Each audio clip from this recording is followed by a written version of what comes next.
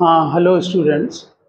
आज हम काइनेमेटिक्स की कुछ प्रॉब्लम्स को आपको डिस्कस करेंगे जो कॉम्पिटिटिव लेवल की हैं। और इसके पहले भी जो लेक्चर में हमने न्यूमेरिकल डिस्कस किए हैं उसमें भी बहुत सारे न्यूमेरिकल आपके कॉम्पिटिटिव लेवल के हैं, इसलिए आप उनको भी ठीक से देखें बीच में। ठीक, तो हम पहले आपको एक आर्टिकल डिस्कस करना चाहेंगे कि जो हम मोशन अंडर ग्रेविटी की जो हम स्टडी करते हैं उसमें हम एयर रेजिस्टेंस का जो इफ़ेक्ट है वो निगलेक्ट कर देते हैं।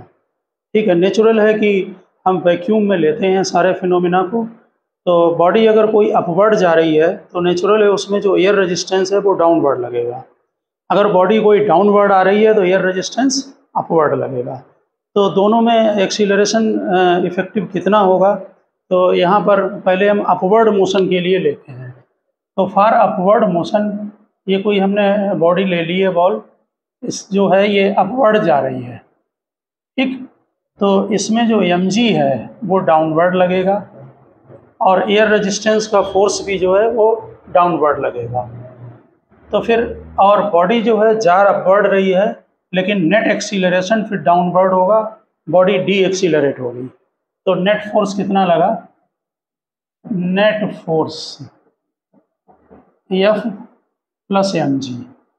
F प्लस mg और net force is equal to होगा ma1।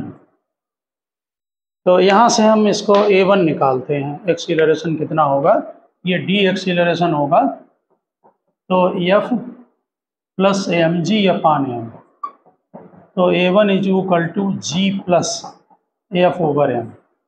इतना आपका नेट लगा। नेचुरल है कि ये एक्सीलरेशन जो है वो ग्रेटर देन g है, ये डी एक्सीलरेट होगा बॉडी ऊपर को जाने पर। इसी तरह से और डाउनवर्ड मोशन अगर बॉडी आपने ड्रॉप कर दी नीचे आ रही है तो नेचुरल है कि एक्सीलरेशन डाउनवर्ड होगा, इस बार ये एक्सीलरेट होगी डाउनवर्ड। ठीक है, इसमें जा ऊपर रही थी, दोनों फोर्स नीचे लग रहे हैं, बॉडी ये डी एक्सीलरेशन होगा, यहाँ पर ये एक्सीलरेशन होगा। ठीक, तो इस समय जो फोर्स जब बॉडी डाउनवर्ड आएगी तो mg तो डाउनवर्ड ही लगेगा लेकिन F अपवर्ड लगेगा। तो आपका फोर्स कितना हो गया net? mg minus F, mg downward है, F अपवर्ड है, तो mg minus F is equal to ma2। तो ये बन गया g माइनस F ओवर है। यहाँ से ये चीज़ आप क्लियर हो गई कि a1 ग्रेटर देन a2 होता है। ओके, तो एयर रेजिस्टेंस के इफेक्ट में यहाँ पर जो एक्सीलरेशन होगा वो लेस देन जी होगा, यहाँ पर जो एक्सीलरेशन आया वो आपका ग्रेटर देन जी आया। ठीक, तो एक एयर रेजिस्टेंस का पॉइंट और एक पॉइंट और हम डिस्कस करेंगे, उसके बाद हम इसके रिलेटेड क्वेश्चन आपको बताते हैं। फिर देखिए, जब हम किसी बॉडी को ड्रॉप करते हैं तो नेचुरल है कि उसकी इनिशियल वेलोसिटी जीरो होती है। जब हम किसी बॉडी को ड्रॉप करते हैं तो उसकी इनिशियल वेलोसिटी जो है वो जीरो होती है।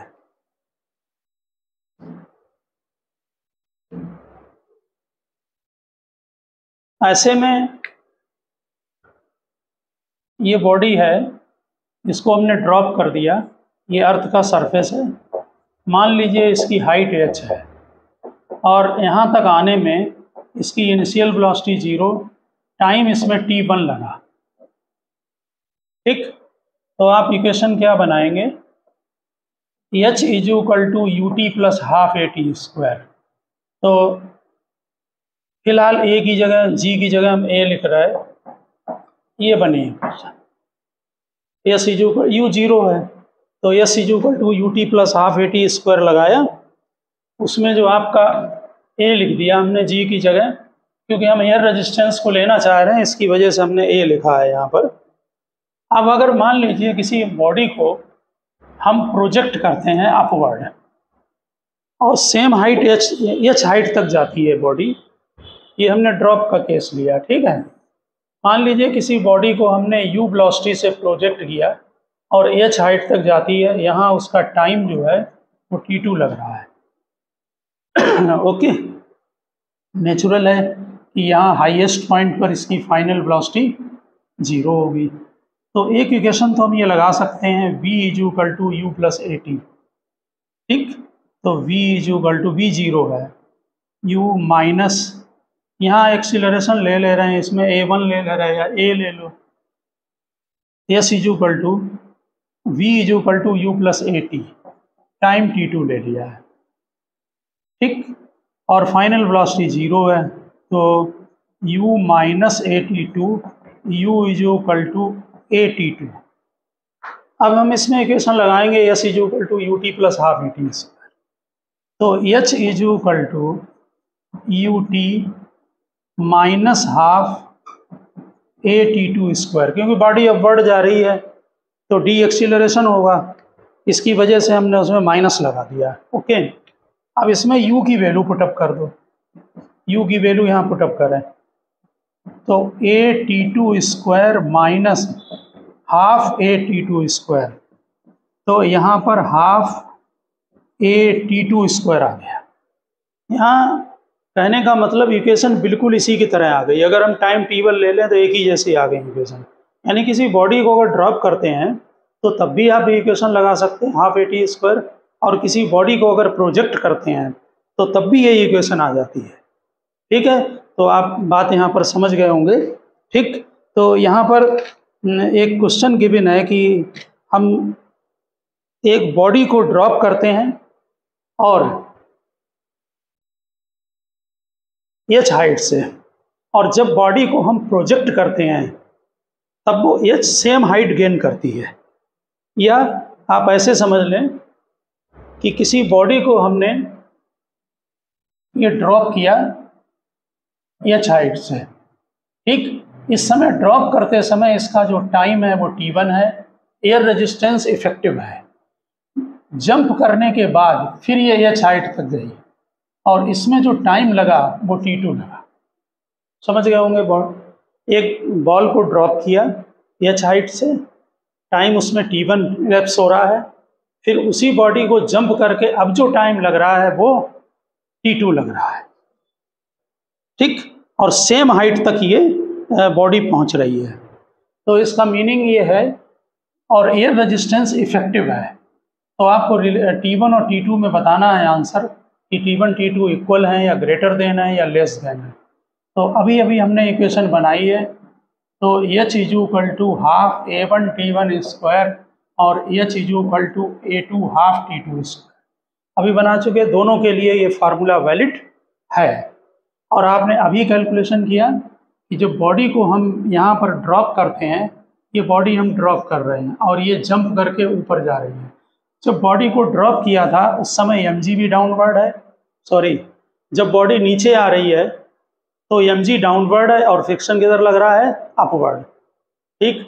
यहाँ पर क्योंकि बॉडी जब डाउनवर्ड आएगी तो नेचुरल है कि एयर रेजिस्टेंस अपवर्ड लगेगा, और जब बॉडी आपने ऊपर को प्रोजेक्ट कर दी है उस समय mg भी डाउनवर्ड और एयर रेजिस्टेंस भी डाउनवर्ड है, ठीक। इस समय एक्सीलरेशन जो है वो हमने a2 लिया है, यानी इसमें एक्सीलरेशन a2 है और यहाँ पर a1 है। तो नेचुरल है, अभी कैलकुलेशन किया a2 ग्रेटर देन a1 है, और जब a2 ग्रेटर देन a1 है तो इसका मतलब है कि t2 लेस देन t1 होगा।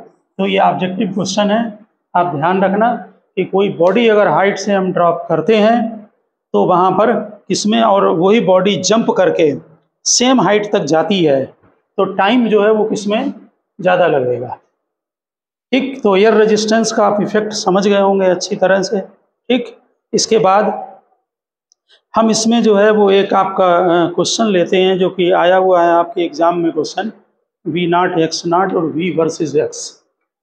एक ये ग्राफ आपको गिवन है v वर्सेस x, यहाँ पर ये v0 है और ये x0 है, यानी velocity versus displacement graph kinematics का गिवन है। इसमें आपको एक्सीलरेशन वर्सेस डिस्प्लेसमेंट निकालना है। लिखिए, draw acceleration versus displacement graph, draw acceleration versus displacement graph. तो पहले हम क्या करेंगे कि इसकी इक्वेशन को बनाएंगे। ए जो होगा वो v d b by d x होगा।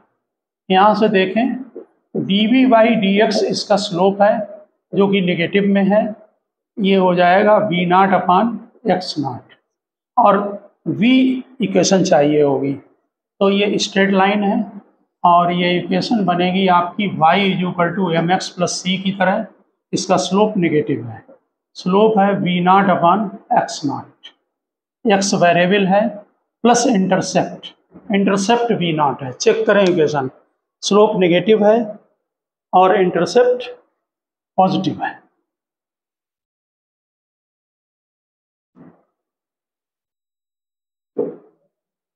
स्लोप नेगेटिव और इंटरसेप्ट जो है वो पॉजिटिव है। यहाँ पर इसकी वैल्यू पुटअप कर दें एक्सीलरेशन वाले में, a is equal to minus v naught upon x naught x plus v naught और d b by d x डाल दें। अब इसको इसमें मल्टीप्लाई करें, तो we naught upon x naught का whole square x minus v naught square upon x naught. ये भी हमारी स्ट्रेट लाइन की इक्वेशन बनी। इसकी फॉर्म आई y is equal to m x minus c. Intercept negative है और स्लोप पॉजिटिव है, तो नेचुरल है कि जब हम ग्राफ प्लॉट करेंगे तो ये फोर्थ क्वाड्रेंट में आएगा, एक्सीलरेशन वर्सेस एक्स। ये चेक करें, हमारी ये जो लाइन है फोर्थ क्वाड्रेंट की, इसमें इसका स्लोप पॉजिटिव होगा, आगे बढ़ाएंगे तो स्लोप पॉजिटिव आएगा और इंटरसेप्ट निगेटिव होगा। स्लोप इसका नेचुरल है, कितना है v naught upon x naught का होल स्क्वायर, और इंटरसेप्ट कितना है v naught square upon x naught minus v naught square upon x नाट।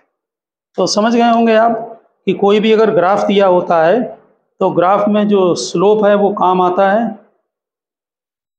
इक्वेशन काम आती है। कभी कभी यहाँ पर इक्वेशन की ज़रूरत पड़ी, ग्राफ दिया और एरिया अंडर कर्व आता है। काइनेमेटिक्स के जो डिटेल्ड डिस्कशन किए गए हैं थ्योरी में, उसमें हमने ग्राफ के कई यूज बता रखे हैं वहाँ पर, और क्वेश्चन भी करा रखे हैं आपको।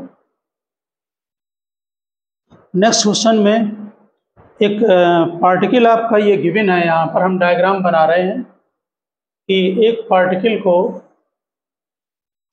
ये ड्रॉप कर दिया d डिस्टेंस है, और स्ट्राइक करते समय यहाँ इनिशियल वेलोसिटी 0 है, स्ट्राइक करते समय इसकी जो वेलोसिटी है वो u ले लो, और जंप करने के बाद इसकी जो हाइट है वो d/2 तक जाती है।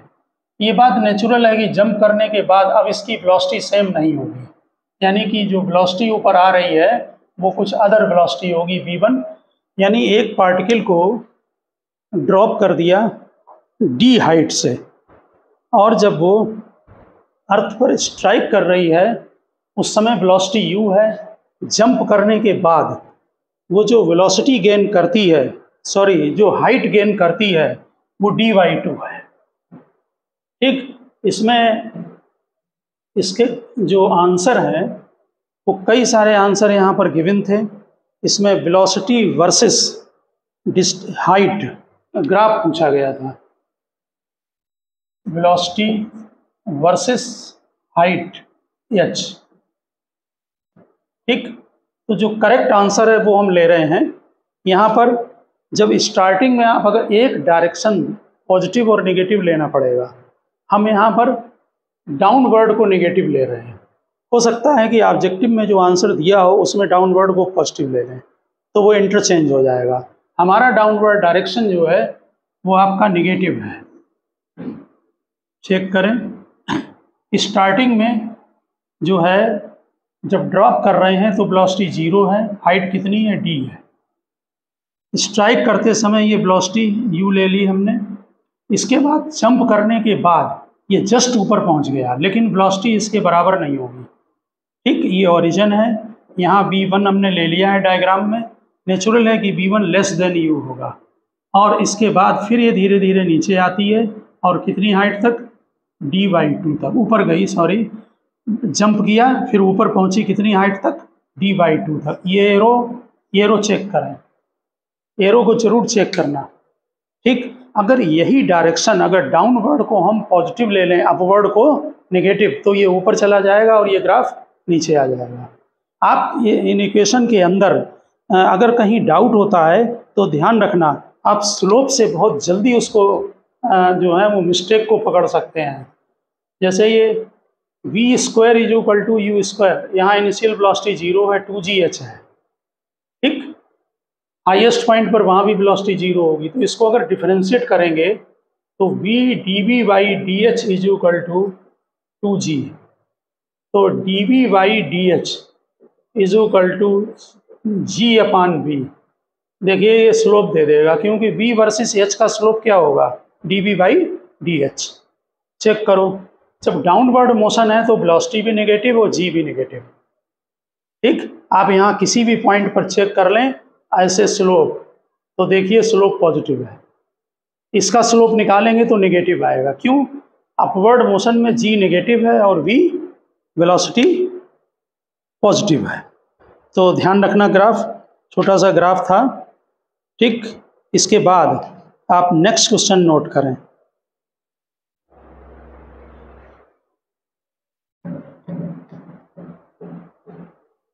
नेक्स्ट क्वेश्चन को आप प्रॉपर चैनल में लिखें, हम बोल रहे हैं आपको क्वेश्चन लिखिए। In a car race, in a car race, car A takes a time t, in a car race, car A capital A takes a time t less than car B at the finish point.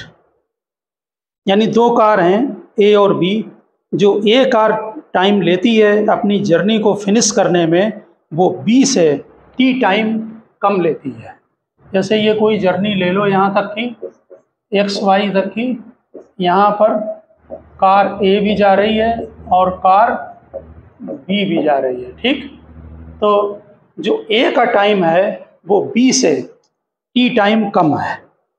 Car A takes a time t less than car B at the finish and passes the finishing point with speed v more than that of car B, और car ए की speed v से ज़्यादा है, यानी b वाले जो car है दूसरी उससे v वेलोसिटी ज़्यादा है।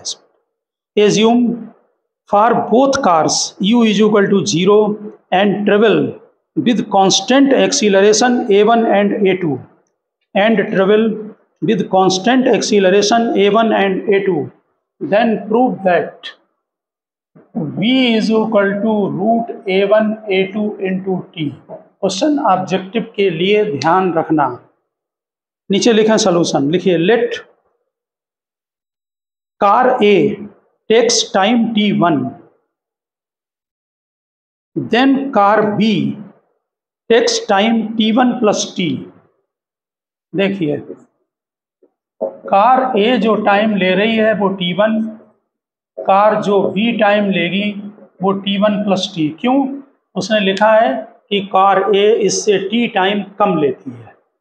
ठीक इसी तरह से कार ए की वेलोसिटी ज़्यादा है, तो लिखिए assume b has velocity v1, assume b has, car b has velocity v1, car B की वेलोसिटी फिनिश पॉइंट पर v1 है, तो कार A की वेलोसिटी v1 प्लस u, क्योंकि वो u वेलोसिटी ज़्यादा है, वो गिवन है क्वेश्चन में, सॉरी v दी हुई है, तो v1 प्लस p। ठीक, तो आपने कार A B की वेलोसिटी और टाइम दोनों कैलकुलेट कर लिए। इनिशियल वेलोसिटी 0 है और एक्सीलरेशन गिवन है a1 और a2। तो देखें कार ए के लिए एक्सीलरेशन a1 है, तो ये वाला फार्मूला यूज कर रहे हैं। ठीक, v is equal to u plus a t, initial velocity 0 है, v is equal to u plus a t. तो कार ए के लिए, car a v1 plus v is equal to a1 और time a का t1। Check करें equation, हमने simply v is equal to u plus a t लगा दिया है। अब कार B के लिए, कार बी के लिए फाइनल वेलोसिटी कितनी है v1, इनिशियल दोनों की 0 है, टाइम कितना है t1 प्लस t, तो क्या इक्वेशन बनेगी v1 is equal to a2 t1 plus t। ठीक, इनसे हम v1 की वैल्यू को अगर इसमें पुटअप करें तो v निकल आएगा। फिलहाल इक्वेशन नंबर 1 और इक्वेशन नंबर 2 आप इनको डाल दें। अब यहाँ पर पहले चाहे निकाल लें चाहे बाद में वैल्यू डालें, v1 की वैल्यू को इसमें आप पुटअप कर दें फर्स्ट इक्वेशन में। क्यों, v1 आपका एज्यूम की हुई क्वांटिटी है और यहाँ दो अननोन है जो आपने एज्यूम कर लिए हैं, एक v1 है दूसरा t1 है। ठीक, यहाँ रिलेशन में t और v है, तो v1 की वैल्यू पुटअप करें यहाँ से, put value of v1 in equation 1, in equation 1, तो v इज इक्वल टू, हम उधर ले जाके इसको माइनस कर दे रहे हैं direct, minus a2 t1 plus t।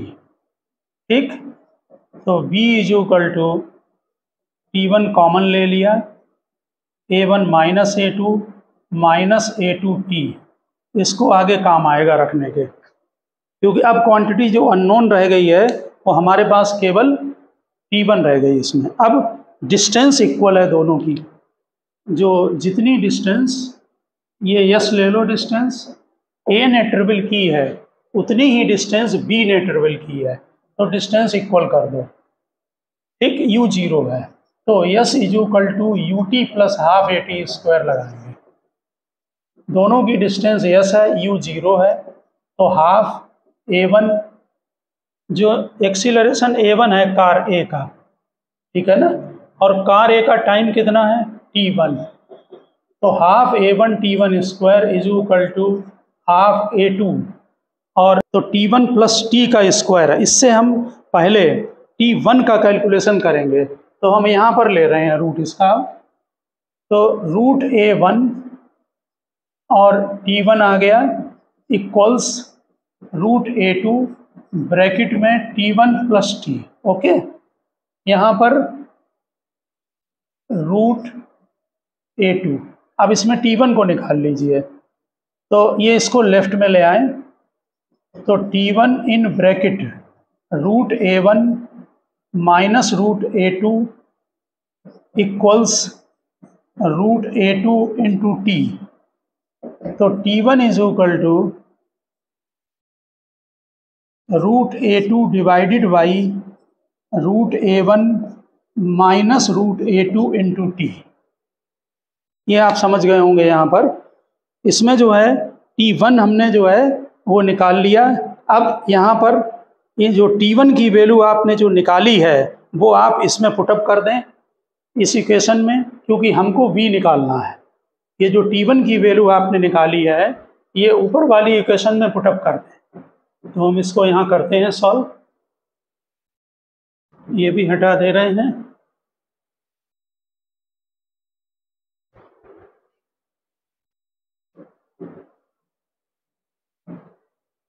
देखिए ये t1 की वैल्यू इस इक्वेशन में, इसको इक्वेशन नंबर हमने 1 डाल दिया, 1 2 तो ले चुके हैं, 3 डाल दे रहे हैं। तो यहाँ पर नोट करें, पुट t1 इन इक्वेशन 3, तो v is equal to root a2 upon root a1 minus root a2, यहाँ ब्रैकेट में है a1 minus a2 minus a2 t, और यहाँ पर t और है।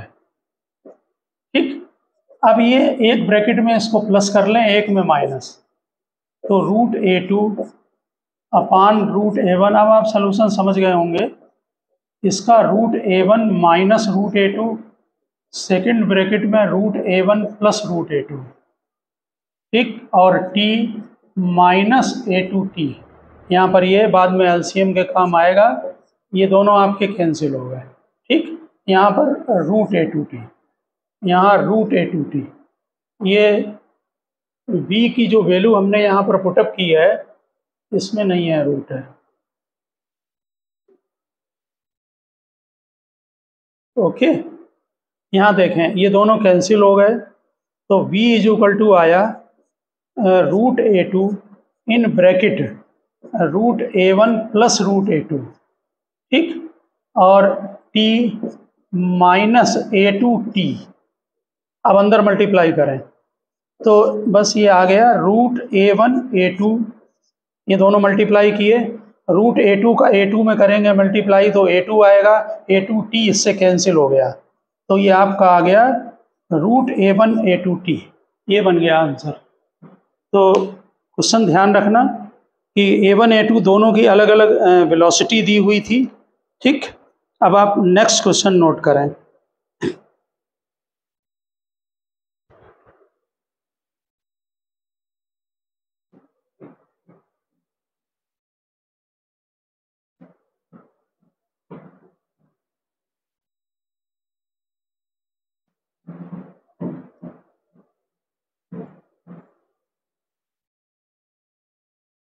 देखिए नेक्स्ट क्वेश्चन, ये हम पहले एक नेक्स्ट क्वेश्चन से पहले एक और आपको क्वेश्चन जो है, हमने न्यूटन्स लॉ का जो चैप्टर है उसमें कुछ कांस्टेंट इक्वेशन कराई है।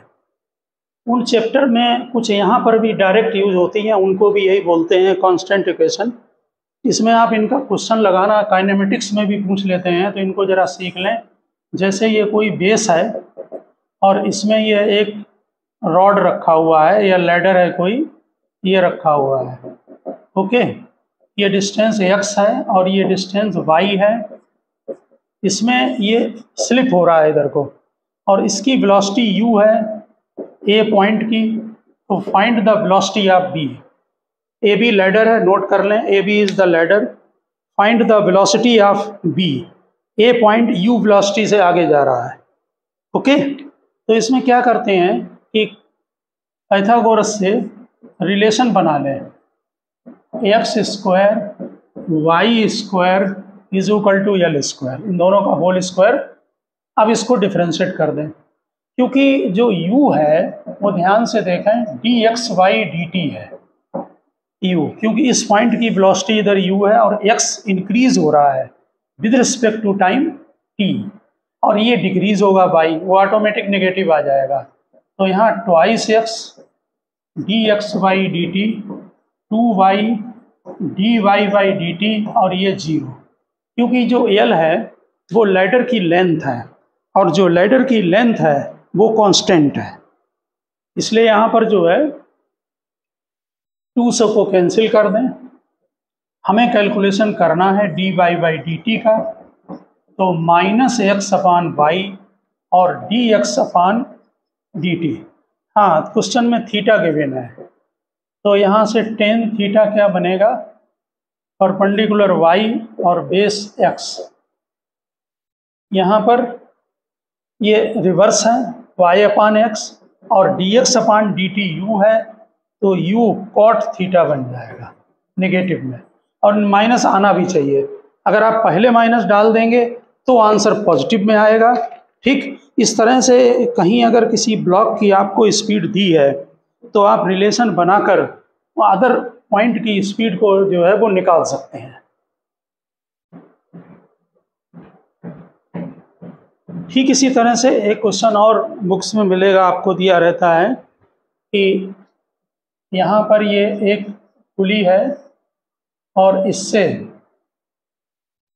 एक पुली यहाँ और अटैच है, इसे u वेलोसिटी से आप जो है वो नीचे को खींच रहे हैं, यहाँ मास गिवन है, तो ये किस वेलोसिटी से ऊपर जाएगा, इसमें आपको ये थीटा गिवन है, ये थीटा और ये थीटा, यानी find velocity v in terms of u, यानी कि u गिवन है, ओके। तो ज़रा देखें, इसमें यहाँ पर जब इसको स्ट्रिंग को इधर खींचेंगे तो ये जो लेंथ आपकी ये वाली ये फिक्स रहेगी, इसको x ले लो, y भी लेंथ चेंज होगी और l भी लेंथ चेंज होगी। इस बार देखना पड़ेगा कि कांस्टेंट क्या है, इसमें x कांस्टेंट रहेगा, क्योंकि इसको नीचे खींचेंगे ये ऊपर उठेगा, लेकिन ये इतना ही रहेगा। तो रिलेशन बना लें, x square Y square is equal to l square, differentiate कर दो, तो twice X D X Y D T, 2y dy by D, sorry x जो है वो आपका कांस्टेंट है, यहाँ पर l वेरी कर रहा है, x जो है आपका वो कांस्टेंट है, तो इसका डिफ्रेंसिएशन 0, y स्क्वायर का 2y dy by D T, इसका 2l dl by D T, और ध्यान रखना आपको dl by D T given है u, क्योंकि ये जो लेंथ है जब इसको नीचे यहाँ खींचेंगे तो ये लेंथ चेंज होगी विद रिस्पेक्ट टू टाइम। अब यहाँ वैल्यू पुट अप कर दें, 2 को कैंसिल कर दें, हमारा जो कैलकुलेशन है वो dy बाई डी टी निकालना है, क्योंकि ये ब्लॉक ऊपर जाएगा v वेलोसिटी से तो y चेंज होगा विद रिस्पेक्ट टू टाइम। तो क्या आया l अपान वाई और dl बाई डी टी। अब l अपान वाई निकाल लें कॉस थीटा से, कॉस थीटा बेस y अपान l, बेस अपान हाइपोटेनस, ये अपोजिट है तो, और dl by D T u है तो u अपान कॉस थीटा, ये l अपान वाई है इसलिए u अपान कॉस थीटा, यानी जो ब्लॉक ऊपर उठेगा वो u अपान कॉस थीटा की वेलोसिटी से ऊपर जाएगा। तो आप इन दो क्वेश्चन से थोड़ा आइडिया आपको लग गया होगा कि अगर इस तरह से स्ट्रिंग दी गई हो उसमें कांस्टेंट देख लें कि कौन सा टर्म कांस्टेंट जा रहा है, फिर उसके बाद उसको डिफरेंशिएट करें और डिफरेंशिएट करके जो है फिर उसका कैलकुलेशन कर लें आप।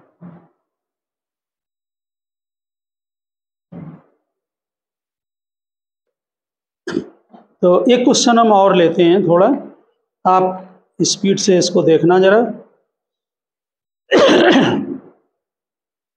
ये एक आपका सर्किल है और सर्किल में कॉर्ड है, कॉर्ड से किसी आप स्लिप होते हैं डाउनवर्ड पोजीशन या कोई ब्लॉक हो, ठीक, ये आपका P पॉइंट है, P से Q की तरफ को स्लिप हो रहे हैं, कॉर्ड है, स्ट्रिंग अटैच है। क्वेश्चन नोट कर लें, देखिए find the time taken by, find the time taken by a particle to slide from any point on a vertical circle, circle vertical है, on a vertical circle along a smooth cord terminating at the lowest point. तो ये हम जो diameter है इसको A B ले रहे हैं और यहाँ ऐसे करके आ रहा है ये, ठीक, तो इसमें ये एंगल थीटा ले लें, इसको यहाँ पर ज्वाइंट कर दें। ये बात नेचुरल है कि जो ग्रेविटी एक्ट करती है वो डाउनवर्ड होगी इस डायरेक्शन में, और इसका कंपोनेंट इधर लेना पड़ेगा थीटा एंगल पर। यहाँ ध्यान दें, ग्रेविटी इधर होगी और इसका कंपोनेंट इसके अलॉन्ग थीटा ये भी होगा, तो यहाँ पर अगर ये g है तो यहाँ पर g cos थीटा, ठीक, तो s is equal to ut plus half A T square लगा दे रहे हैं, u 0 है, s is equal to half g cos theta component लगा दिया t स्क्वायर। टाइम निकालना है, जो s लेंथ है आपकी वो दी हुई है, वो लेंथ आपकी p से b तक है, ओके, तो t निकाल लें, t होगा 2s अपान g cos थीटा का अंडर रूट। अब यहाँ पर जरा cos थीटा की वैल्यू डालें, तो ये डायमीटर ले रहे हैं d, ठीक, और ये 90 होता आपको ज्योमेट्री से पता होगा, ये हाइपोटेनस हो गया, सामने परपेंडिकुलर, और ये बेस बन गया। तो बेस जो है आपकी डिस्टेंस है s, ये हमने जहाँ s लिया वहाँ पर है, तो base upon hypotenuse cos theta बन गया। जरा यहाँ वैल्यू डाल दें, तो ट्वाइस cos थीटा डालेंगे s अपान d, तो s कैंसिल हो गया, तो 2d बाई जी। जरा ध्यान देना, आपका जो d है वो तो कांस्टेंट है क्योंकि वो डायमीटर है, इसका मतलब आप किसी भी पॉइंट से यहाँ तक स्लिप करें टाइम इतना ही लगेगा, कहीं से भी स्लिप करें, चाहे डायरेक्ट स्लिप करें तब तो आएगा ही, ठीक है ना। तो किसी भी पॉइंट से आप डाउनवर्ड पॉइंट पर अगर स्लिप करते हैं तो टाइम यही रहेगा। और यहाँ पर नीचे नोट कर दें, similarly time taken by particle to slide down any chord of smooth vertical plane starting from rest at highest point, similarly time taken by particle to slide down any chord of smooth vertical circle starting from rest at highest point। ये भी आपके आएगा जो time वो √2d/g आएगा।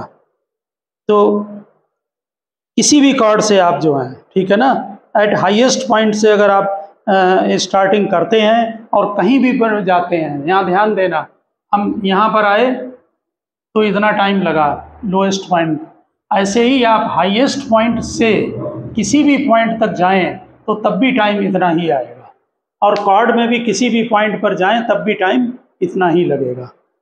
तो okay student, हमने आज आपको कुछ क्वेश्चन कराए हैं जो कॉम्पिटिटिव उसके हैं, और नेक्स्ट लेक्चर के साथ हम फिर मिलते हैं जो इसमें आगे कुछ क्वेश्चन और कराएंगे और प्रोजेक्टाइल के भी कुछ क्वेश्चन लेंगे। आप इनको ठीक से सॉल्व करना। ओके।